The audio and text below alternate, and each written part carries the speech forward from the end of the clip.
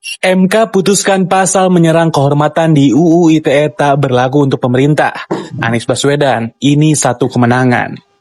MK telah memutuskan pasal menyerang kehormatan dalam Undang-Undang Nomor 1 Tahun 2024 tentang UU ITE tidak berlaku untuk lembaga pemerintah, kelompok masyarakat, hingga korporasi. Kabar ini turut disambut baik oleh publik hingga tokoh politik Anies Baswedan.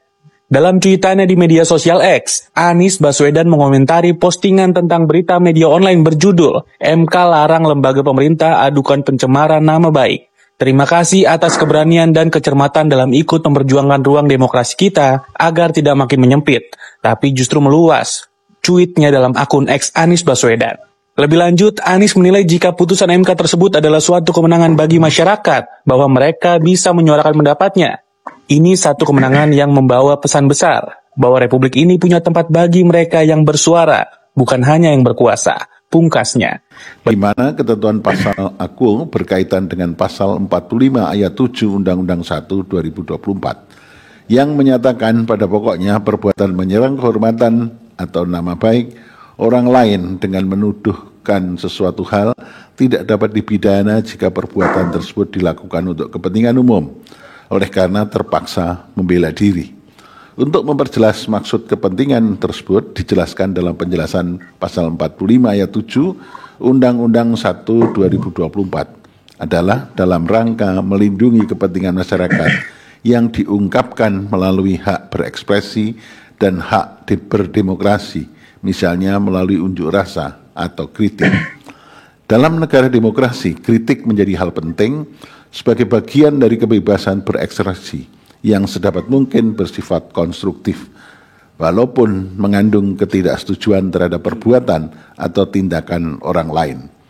Pada dasarnya, kritik dalam kaitan dengan pasal 27A Undang-Undang 1 2024 merupakan bentuk pengawasan, koreksi, dan saran terhadap hal-hal yang berkaitan dengan kepentingan masyarakat. Teman-teman, sebuah kabar baik datang bagi kita bersama yang kemudian lahir dari Mahkamah Konstitusi atas putusan MK hari ini tentang Undang-Undang ITE yang kemudian melindungi warga-warga yang kemudian ingin bersuara, ingin kritis, ingin memperjuangkan hak asasi warga negaranya. MK itu memutuskan mengecualikan institusi pemerintah, korporasi, profesi maupun jabatan yang kemudian dapat melaporkan dugaan pencemaran nama baik sebagaimana yang ada di dalam Undang-Undang ITE. Bagaimana praktik yang selama ini ada yang banyak sekali justru memberangus kebebasan sipil justru dijadikan dan disalahgunakan untuk kemudian membungkam suara-suara yang kritik. MK menyatakan bahwasanya yang hanya dapat kemudian menggugat, melaporkan dugaan pencemaran nama baik itu adalah ketika datang dan melaporkan membawa nama individu. Karena inilah kemudian yang merupakan sebuah cerminan yang nyata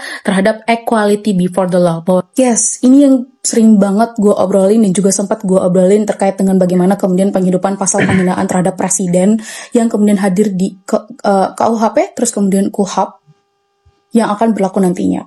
Di mana kita semua sadar bahwa kita sebagai warga negara dihadapkan hukum harus diperlakukan sama, equality before the law, dan jabatan publik adalah merupakan jabatan yang diamanahi oleh rakyat. Maka menjadi konsekuensi logis ketika sesuatu jabatan yang diamanahi oleh rakyat mengawasi, rakyat bersuara ketika ada kebijakan atau keputusan yang tidak pro terhadap rakyat, sehingga menjadi sangat anomali ketika kemudian ada suara-suara kritis yang hadir justru malah dilaporkan sebagai sebuah tindak pidana. Dan bukan baru kali ini saja MK mengeluarkan putusan-putusan yang progresif, tapi memang sudah sebelum-sebelumnya MK sering banget menegaskan bahwa pencemaran nama baik atau bahkan penghinaan itu tidak bisa diterapkan terhadap lembaga maupun pemerintahan atau sekelompok orang, tetapi hanya boleh diterapkan ketika membawa nama individu saja.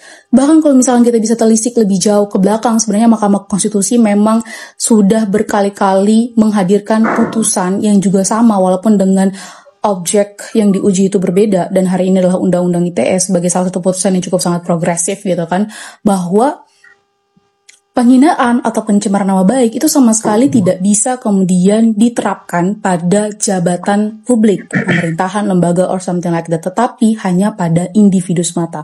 Dalam putusan ini, MK mengatakan pasal 27A Undang-Undang ITE dan juga pasal 433 ayat 1 KUHP tahun 2023 itu memiliki kesamaan substansi. Namun, permasalahan yang krusial di pasal 27A Undang-Undang ITE itu adalah tidak memiliki penjelasan sebagaimana yang ada di KUHP yang dengan tegas menyatakan pencemaran nama baik itu hanya berlaku korbannya merupakan individu.